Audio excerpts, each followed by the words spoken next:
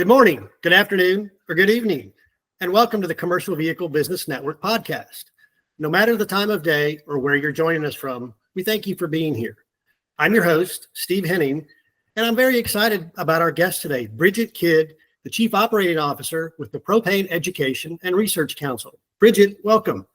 Thank you, Steve. It's so nice to be here with you and with your audience. Well, we sure appreciate you carving a little time out of your day. I know that's tough. So any time that you can give us, we're grateful. Well, I appreciate the opportunity. Looking Absolutely. forward to talk. Me too. So let's start with kind of, I guess, general terms, people that perhaps aren't familiar with the Propane Education and Research Council. Can you tell us a little about it? Maybe the mission, whatever you care to share about the organization, and then we'll get into the meat of our conversation. Yeah, absolutely. So we're always excited to talk about the Propane Education and Research Council, which we refer to as PERC. So we'll probably just call it that going forward. But PERC is an industry organization. Our number one mission and objective is to ensure the safe use of propane. So we have safety materials and safety content and training available for those people who are distributing propane and selling propane, but also those people who are using propane, which brings us to kind of our second pillar, which is really expanding and enhancing the users and uses of propane. So at PERC, we're really focused on the customers and potential customers who could use propane to make sure that the best equipment and the best training is available for them. And we do that through research-based programs, whether it's in developing new technology like the autogas platforms that we're going to get into, expanding service networks, and working with both government agencies and educational institutions to ensure that we have the most up-to-date research and information available for those customers and decision makers to make sure that propane's a part of those conversations. Well, that makes a lot of sense. And I like the pillar description. I always think that's a good way to explain the foundation of things. Like they say, if you're going to build a house, make sure the foundation is solid to begin with. That makes a lot of sense. You got to start somewhere. And PERC is involved and the industry is involved in so many different ways and different places. So this is a nice way for us to kind of summarize the activities and the mission. Absolutely. Okay. And you mentioned a moment ago a little bit about customers. So maybe that's a good jumping off point for what we were planning to talk about today. And so let me pose the question this way. If I'm a fleet manager and I'm looking at, what do I do with my fleet? Are there opportunities for me to reduce costs? And I'm considering propane auto gas. Can you maybe elaborate a little bit as to, why I should have that on my radar and why that might be a smart choice? Yeah, I mean, as fleet managers and as decision makers in any segment, cost is going to be a significant decision point and factor. And when we're looking at fleet management, it's three factors, right? Fuel cost, maintenance cost, and infrastructure cost. So at PERC, we really believe there's a wide path to solve whether it's financial challenges, business challenges, or emissions and environmental goals. So propane is a great consideration in just about all solutions, right? In just about all fleets.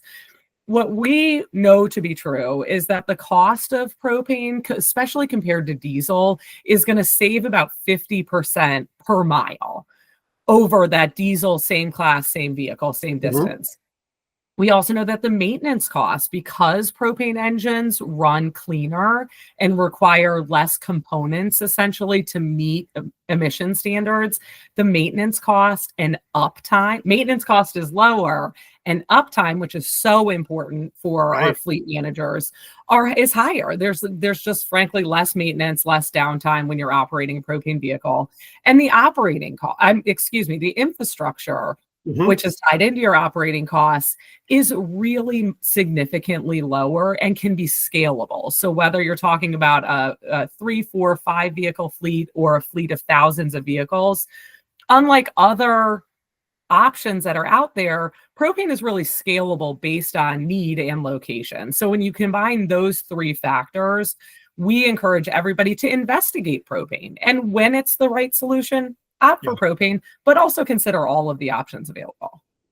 Which I think is smart, right? If you go into it with eyes wide open, you can make a very wise decision. And one of the things we frequently hear is total cost of ownership, not just fuel costs or maintenance. It's all of it. Look at the big picture. Yeah. And I think I heard you say 50 cents per gallon, roughly cheaper. Is that correct? Well, 50%. So whatever your cost per mile is compared to diesel, we see a 50% reduction just in straight costs. That doesn't get into your NOx emissions and your particulate emissions and that sort of thing. Okay. And that makes a lot of sense. All right. And you talked about maintenance, perhaps less components and so forth. Is there if we were to look at just maintenance, is there a percentage there that you typically see from a difference? Well, I would hate to say that there's a hard percentage because you really have to look at what type of vehicle you're operating. Fair. What we see is a significantly higher uptime. That's where that cost is coming in. And across fleet platforms, whether you're talking student transportation, delivery fleets, your traditional corporate fleets, we see at least a 50% overall savings for those vehicles. Okay. And, clearly, if you're a business and you have fleet vehicles, uptime is critical.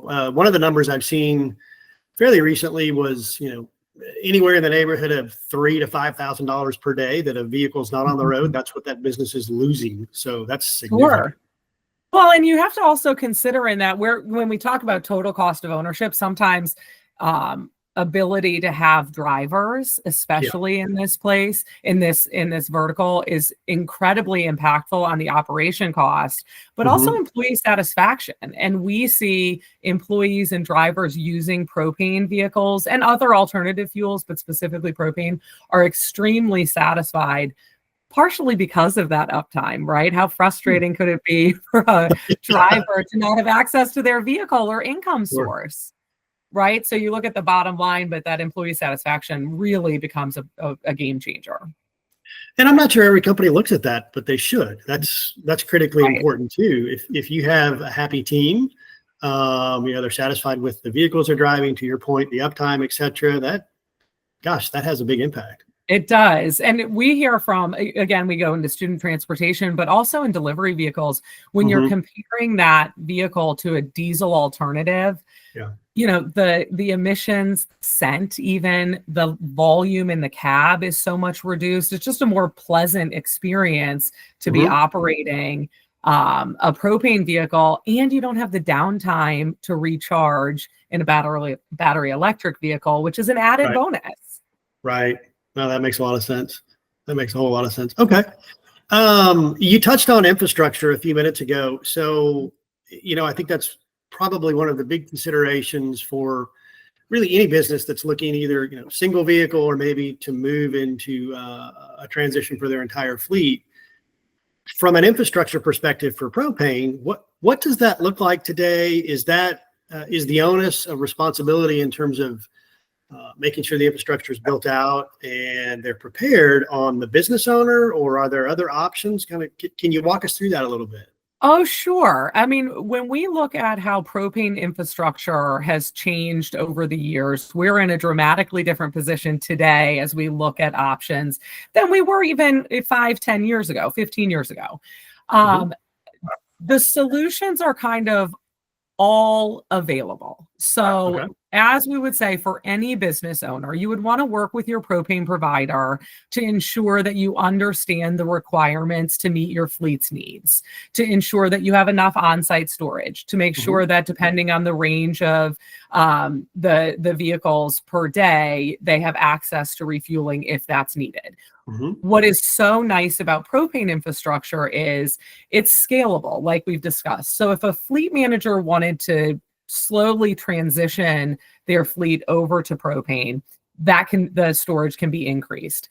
You also have a network of refueling stations across the country and across some states more significantly than others. And you have the ability to refuel really anywhere that propane provider is making that available. So there's public options, there's private options, and then there's, of course, on-site owned by that fleet manager that all gets worked out with the propane company. Oftentimes there's financial incentives available, which every business owner loves to hear. So Perk up a little bit. yeah, everybody's ears perked up with that. So that infrastructure can really meet the need of the fleet and that fleet manager. And like I said before, the beauty of propane, you could have we like to look at a 5-vehicle fleet for on-site fueling. And then it can go, the sky's really the limit. Okay. Well, that's good. That's good to know. So let's say somebody watching this or listening to this today is a fleet manager, and a lot of what I see here, conversations we have, et cetera, are a little along the lines of, this all sounds great. Problem is, I have no idea where to start. Right. What's your advice there? Is there a good, starting point or starting place? I'm sure going to the PERC website, there's a number of resources available. But what other advice might you offer to somebody that's considering it, but really stumped on where to begin? Sure. Yeah. The propane.com website is a great resource, and there's information for fleet managers of all kinds. So you could certainly start there to get more information about the platforms that are available, the refueling that's available, training. There's plenty of training available to learn more and get some case studies to maybe find a fleet that's of your size and scope to learn more about the research that's available. We would always encourage someone to reach out to the local propane supplier or two. It's like anything else. You've got to find the right partner. Right. And PERC is a resource to help with that. The other group that we work very closely with, and they're an incredible resource, probably underutilized, is the Clean Cities Coalition and the Clean Cities coordinators. They really have an understanding of opportunity and options by state and by location. And they're just an incredible resource for third-party, frankly, information to help find solutions. Most of them are incredibly aware of propane and, like I said, those financial incentives that are available. Okay. But it may seem daunting and overwhelming, but like they say, how do you eat an elephant? One bite at a time. So I would say go to propane.com, connect with a propane marketer, a propane retailer, and then reach out to your Clean Cities coordinator. Okay. That sounds very reasonable. And in terms of, I guess, maybe what they might envision. So again, somebody that's early on and considering propane auto gas, is it a necessity to go out and purchase a brand new fleet? Is it possible to retrofit? What does that look like? Yeah, so there's options, right? And the fleet manager should understand what their preferred engine and chassis is, right? If those platforms are available in an OEM dedicated engine or system, you could certainly buy that from whoever you normally buy your vehicles from. If that's not the option, and maybe somebody wants to test the waters with a hybrid system, you can work with an upfitter and have a system installed on whatever vehicle platform you choose. Working with upfitters, we've got several partners across the country who are really incredible resources to help fleet managers take those platforms, because frankly, like everybody, we want what we want when we want it.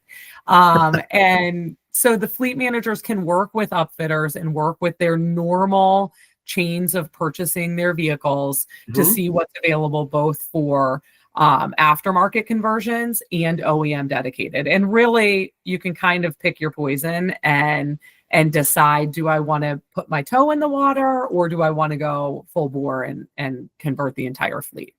Okay. Yeah, I'm sure, different strokes for different folks, as they say. Probably some are very cautious, and others, no, I'm ready to take the full plunge. So, okay. Final question, and really, broad in scope. Is there any just overarching advice you might give someone who's whatever stage they're in, but considering propane auto gas as a good option? Yeah, I mean, having partners is so critical.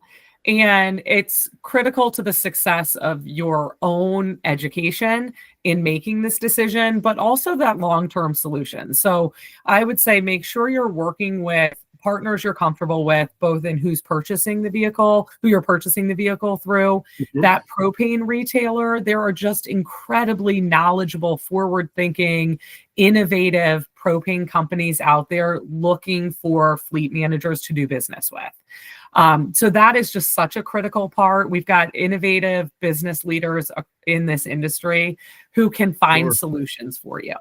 And understanding what the true goal is. And we believe and know that with propane, you can meet your emissions goals and you can meet your cost goals and your operating goals, but making sure that that fleet manager really doesn't have to sacrifice with propane is key to starting the process. You with propane, you don't have to give up like some other alternative fuels, and you can meet all of those standards with the right partners. Well, with the right partners, I sometimes jokingly refer to that as it's the P word, partnerships, right? They're critically important to any business's success. You can't do it on your own, so you need to find the right partners to help you achieve your goal. So, well, and we see the propane autogas is just expanding across the country. So it's not, you don't have to do it alone. You don't have to be the first person or feel like this is new or cutting edge, because it's really not. There's businesses using autogas very, very happily across the country who've been doing it for years, who are happy to support the growth. Well, good use cases, good sources for people to probably have conversations with, no matter where they are in the consideration process.